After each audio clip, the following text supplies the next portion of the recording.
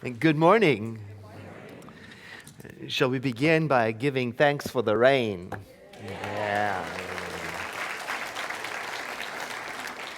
And even so, thinking of those people who were affected by the storm and whose homes have been damaged.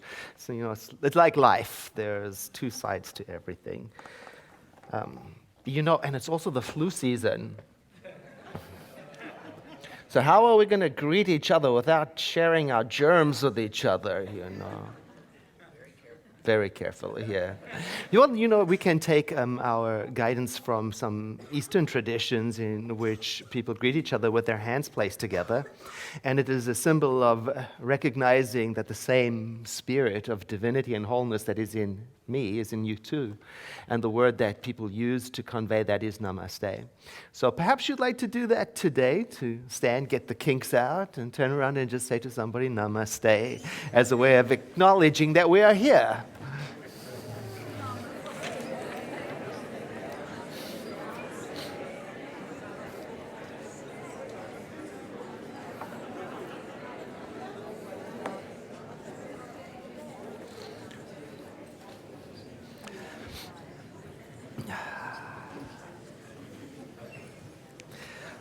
Well, that was extraordinarily beautiful to watch, although I must say that there was some unsanctioned hugging. When people, say they're concerned that the Center for Spiritual Living is a cult, I say, how could it possibly be? Nobody ever does anything I say.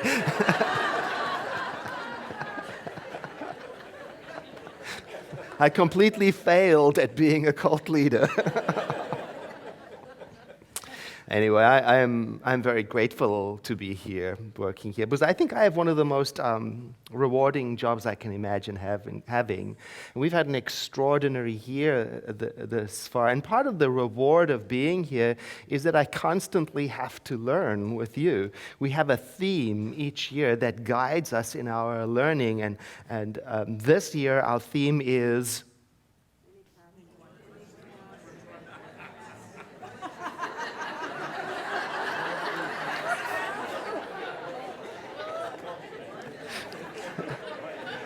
turn to your neighbor and find out. I heard it. One truth, many paths. And the theme, it has the effect of helping us stay true to our aspiration. One of our aspirations is to be a place where people of different faith traditions can feel welcome here. So to make that a reality, we explore other faith traditions. So in addition to learning about our own teaching, which is Oh, thank God.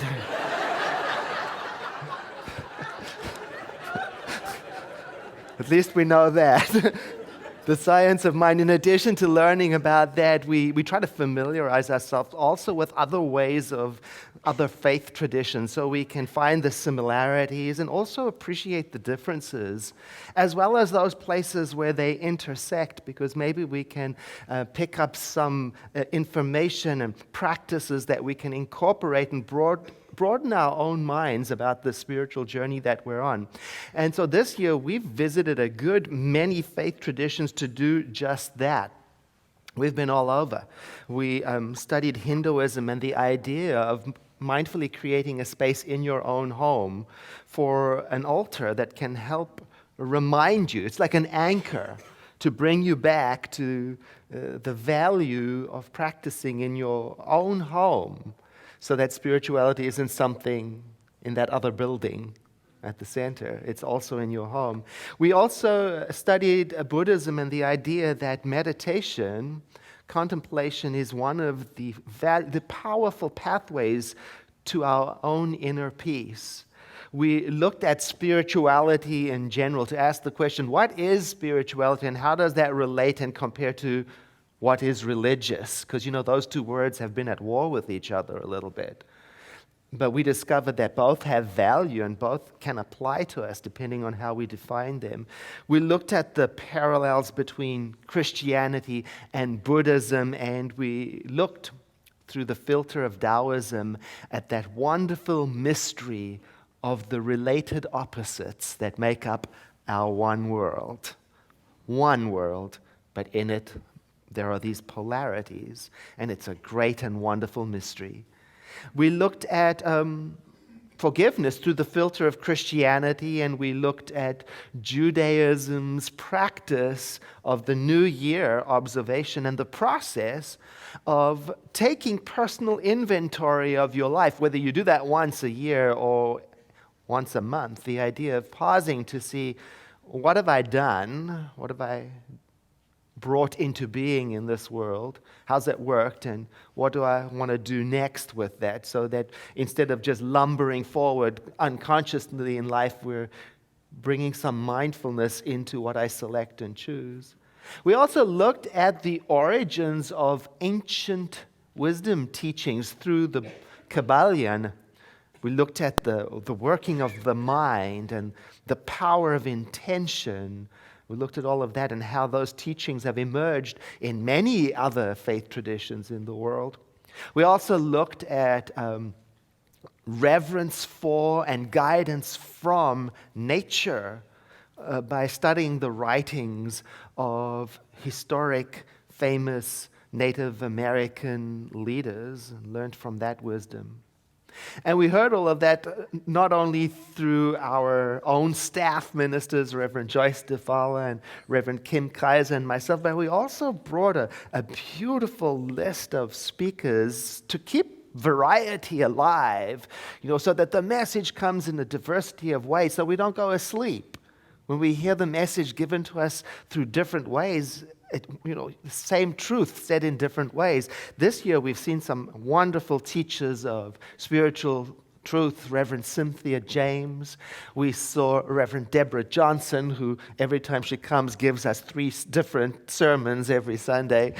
And Reverend Jeff Anderson, who used to be on our staff but now is our colleague in Oakland, and who, by the way, is coming back as a guest next year to speak to us in July, and we long to see him again.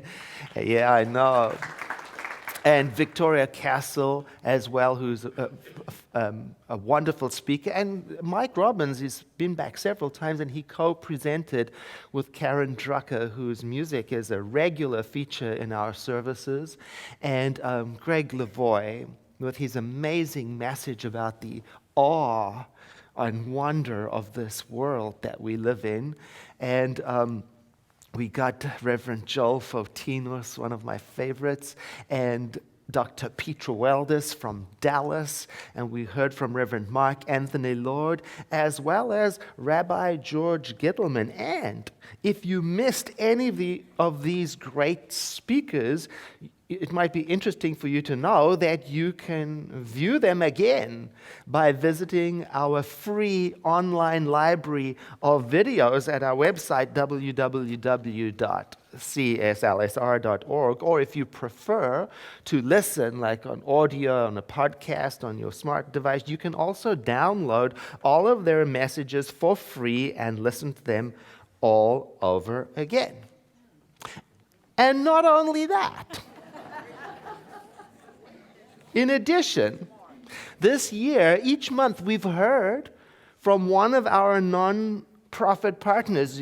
We select 12 non-profit partners to partner with because they are doing work in the world that we resonate with, work in the world that matches our desire to see compassion and love and sharing and respect be birthed into the world. They're doing that, so we partner with them and support them. We have partnered with 12 amazing organizations this year, including Big Brothers, Big Sisters, and Sears Community Project several years in a row now, Jewish Community Free Clinic, Santa Rosa Children's Chorus to support art and to support children, Transcendence Theater Company, Chrysalis Community Counseling Services, Forget Me Not Farms, Sonoma Ashram Foundation, and we also partner with 4 centers for spiritual living in other states,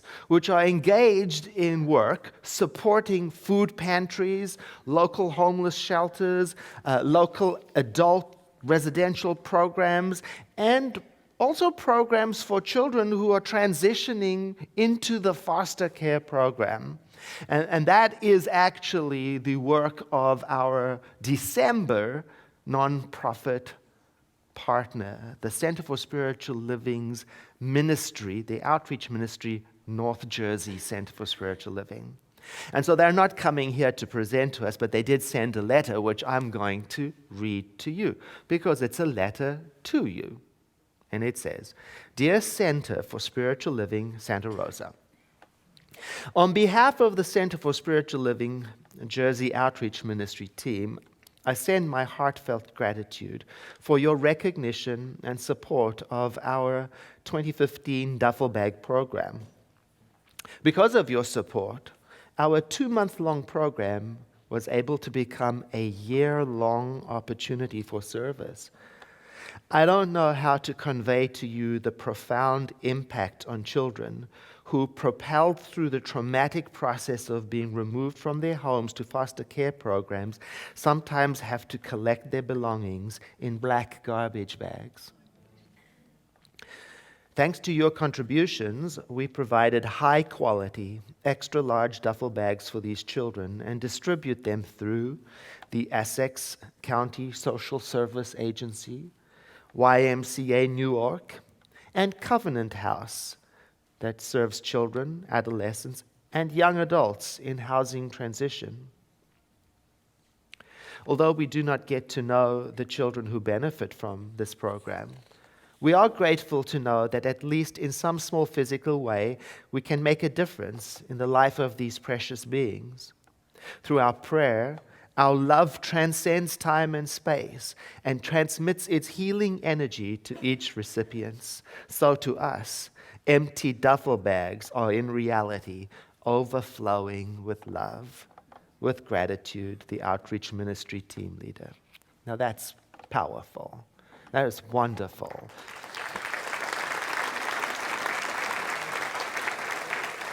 And I mention all of this to give you some idea, if you don't already know, to give you some idea of what the Center for Spiritual Living, Santa Rosa, is all about. So that when you are contributing financially to the center, or when you are contributing your time and effort through one of the many ways, for example, being an usher or being a video team member or a video editor or participating in cleaning up the facility or the grounds or being part of the administrative support for our staff or volunteering to be a choir member or a volunteer musician, or you get the picture.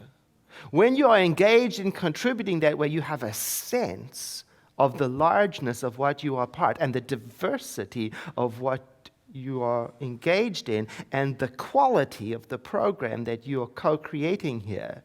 And not only that, that you sense it is more than local, that it reaches beyond our physical walls to change lives here and elsewhere, like through our radio program, through our Project Sleepwarm program, through our Souls for Souls program, for our Student Spirit program, through our telephone ministry program, through our hospital visitation team, through our grief and support loss group, through our free meditation coaching opportunities, through our 12-step program, through our teen group and our youth and family ministry program and camps, through our seniors group and our men's group and our women's group and our spirit in business group and the free metaphysical lending library out in the social hall upstairs. These are just some of the free services we offer at the center to reach out and impact lives beneficially.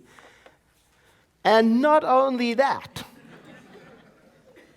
but also through our education ministry, where we teach our own science of mind lessons about how to meditate and how to pray and how to study and how to serve and how to expand our minds. Oh, and by the way, the education ministry wants me to tell you that they have substantial scholarships and tuition assistance Go visit them out there and say to them, tell me about that substantial discount, because they want you to be part of that. I tell you all of this so that you know what you are giving to, what you are supporting, what you are part of, what you are benefiting from. Something that is the result of Science of Mind being in Sonoma County for more than 65 years.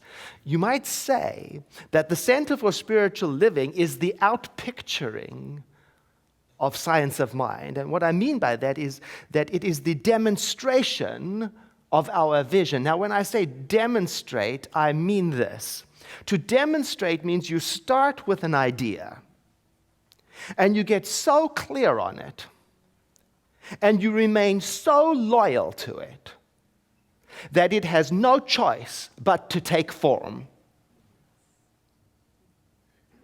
And why that is so very important today is because after a whole year of respectfully considering various other spiritual paths, this month's recommended book brings us home. Home to our own faith tradition with the writings of a Science of Mind minister, Reverend Dennis Barrett Jones, and his book, Your Redefining Moments, Becoming Who You Were Born to Be. Oh, it's so good to come home. And I'm so excited about that because it sets us up for the whole of next year, where our theme is dedicated to the study and application of Science of Mind principles. I'm so excited, I can hardly stand it. Please don't overwhelm me with your enthusiasm. Thank you. Now, throughout this book, he lays out some of the core ideas of our teaching, which I am now going to summarize for you in 12 key points as they relate to the content of this book, because I am so enjoying it and excited about it. Number one, you are an original. Now, this is one of those teachings in our Science of Mind that is so big and so significant that it is easy to overlook it, to skip past it, and to go on to the more interesting stuff. It is so easy to take it for granted and to undervalue it. You see, the thing about an original is that it is tremendously valuable. Copies are cheaper.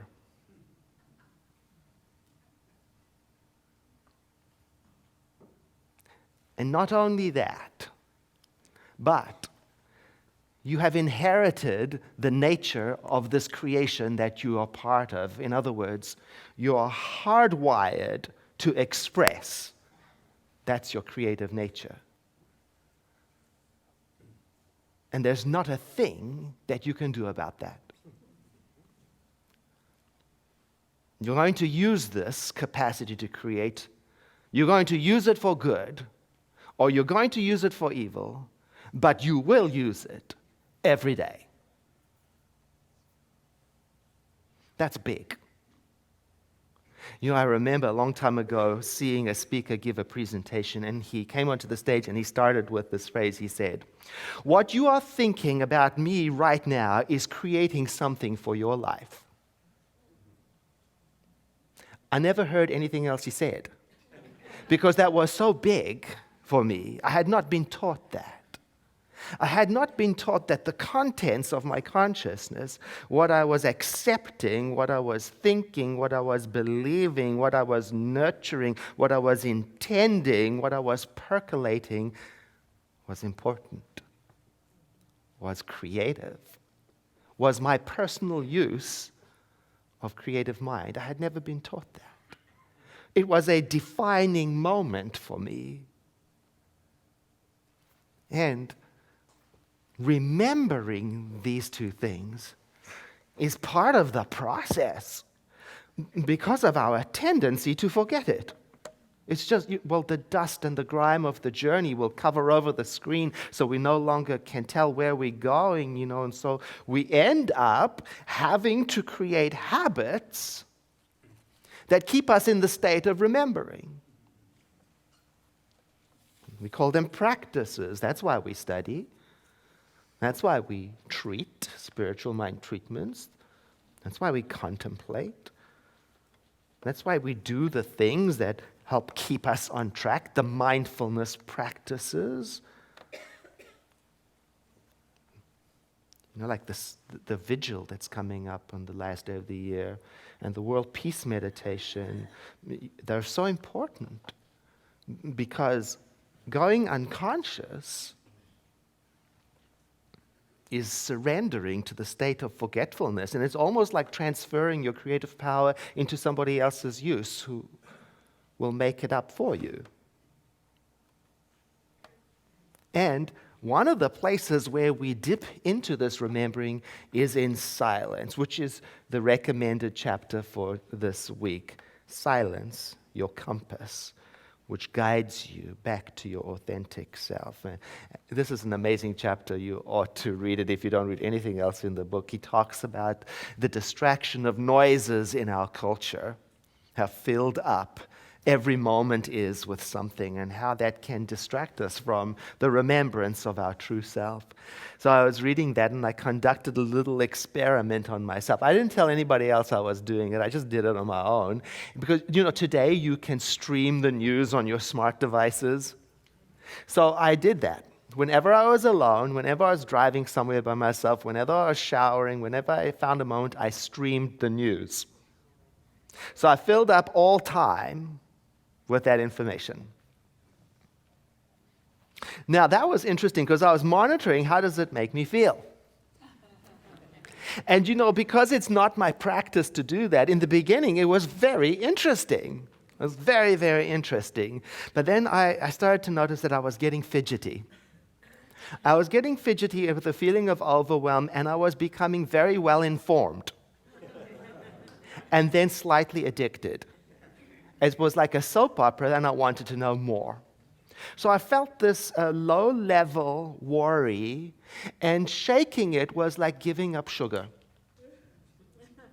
The compelling need to get back to it, and all the while, my sanctuary of sometimes sitting quietly seemed further and further away. And it only took a week. I really learned something this week. That we have to stay on it. Like he says in the book, keep asking questions of yourself. Such as, am I living my own life or somebody else's? Am I thinking my own thoughts, or have they been given to me by the compelling news services? I can see how it would be important for me to make friends and keep my appointment with solitude, time to inquire within. That's where intuition is, a very valuable and much underused resource. And in those places of quiet is where we discover that what we seek is already present in you, in life. This one calls for a whole shift in perspective, a whole shift in how we approach life. I call it ending the search for completion. You know what I'm talking about? That thing, whatever it is, that you and I think will finally complete us. To end that search.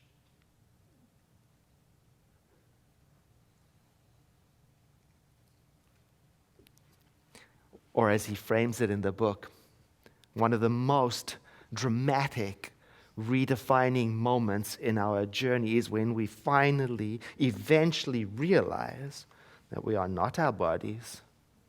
We have them. We are not our possessions. We think we have them. We are not any of the things we think we are. Oh. it brings us to one of the most important questions of any metaphysical education. What am I? It's one of the most important questions we can ever ask.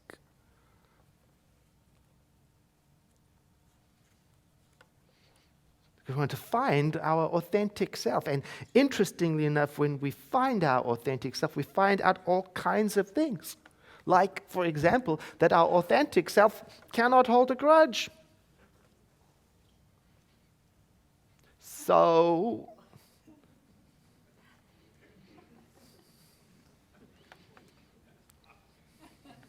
now what? You can see why our teaching has never overtaken the planet.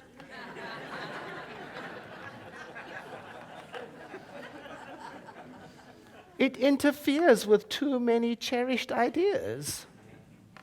Now what? So if I'm holding a grudge, what is it that is holding it? What is it that attaches to it like that? So fascinating.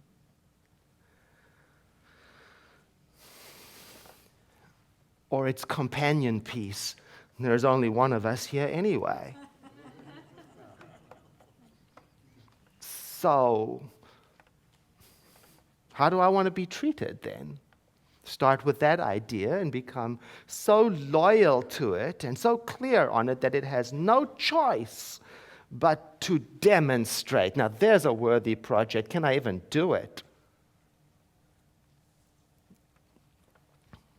And then the invitation to keep on growing and to keep on learning. Wisdom, he writes, is knowing that there is always more to know.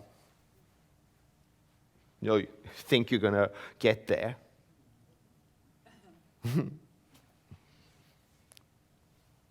Think you're going to arrive. Well, in the sense that we already have arrived wherever we are, but there is still more.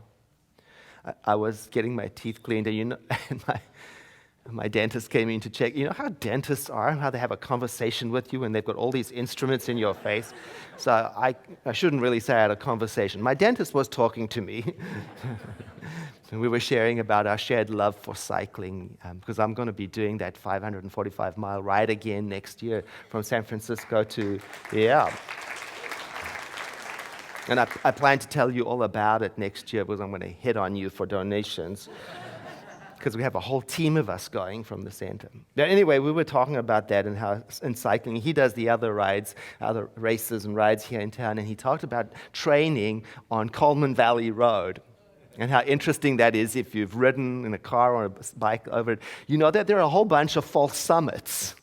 So you're struggling and you think you got to the top and you get, oh no, it's not the top. There's another one. And you up here, and no, there's another one. And it reminded me in a sense that that's really what life is. There's a series of summits, and what actually happens is along the way, everything expands, our view expands, more becomes available to us all the time.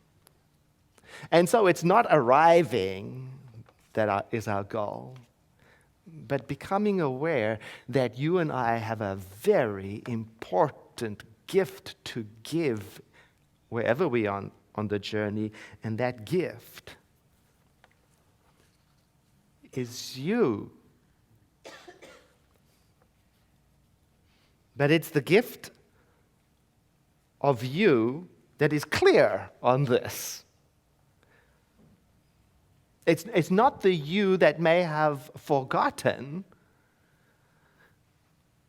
who you were born to be. Maybe it's not the gift of you who has been so hypnotized, so traumatized, so agitated, so frightened by social media, competition, and the news that you're contributing more noise. But it's the you who knows who you is.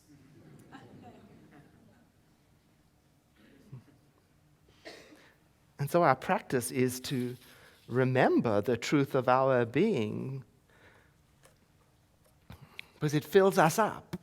And then from that fullness, we can give to the world rather than contribute more noise. So perhaps the best gift we have to give then is the confident knowing of our origin and our power, and to demonstrate it, to choose some idea, to choose something like love, and to stick with it, and to get so clear on it that it has no other option but to outpicture, to demonstrate. That would be an amazing gift. And that's really what is at the heart of our program next year. We have an idea that this world of ours can benefit from more people doing that.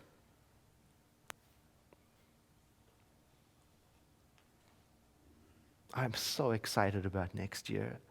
I can hardly wait to begin, but I'm trying to stay in the present moment. I'm trying to stay here with you in this moment.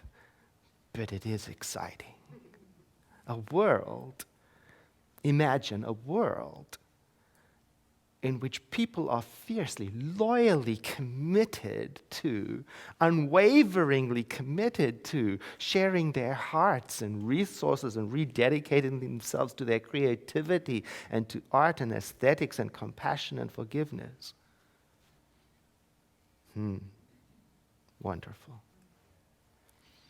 I invite you to breathe in with me and to exhale, letting your eyes close and taking a moment of prayer to recognize the one from which we all come, the mind of creation, if you like, that which is infinite and eternal and everywhere present, so that we may remember that that is where we live and breathe and have our being. We exist within the mind of creation.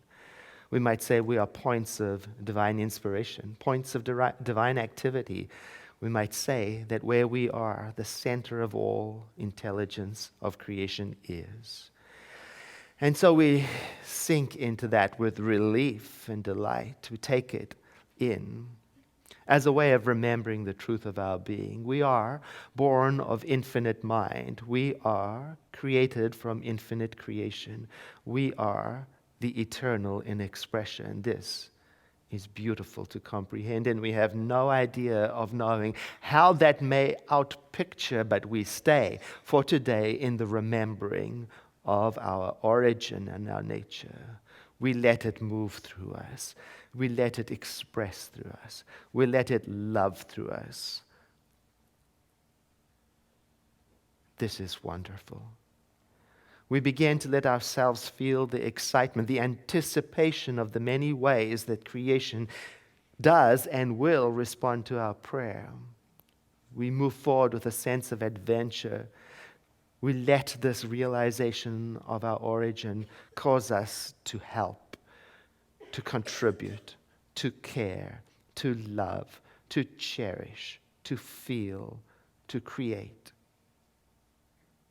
And we are loyal to it in deepest gratitude. We acknowledge, too, the spiritual laws of mind that respond to us in prayer. It's why we are in anticipation and excited.